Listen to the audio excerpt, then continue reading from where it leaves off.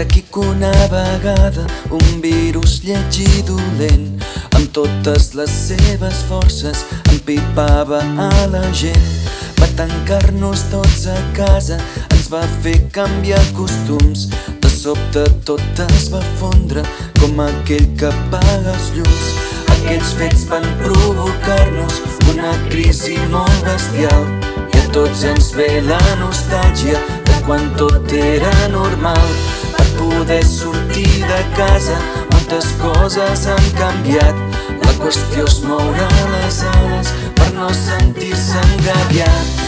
Hem de portar mascaretes, separar-nos metre i mig, netejar-nos les manetes, vigilar on fiquem els dits, evitar ser una gran colla, desinfectar-ho tot bé i quan ens sigui possible a jugar tots al carrer.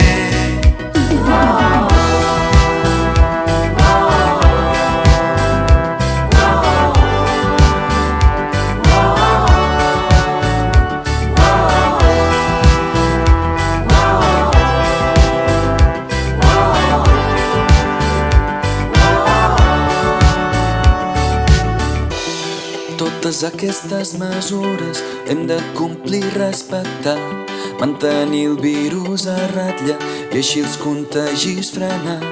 Tinguem tots molta paciència i siguem tots molt prudents, que si tot això ho fem bé, la situació superarem.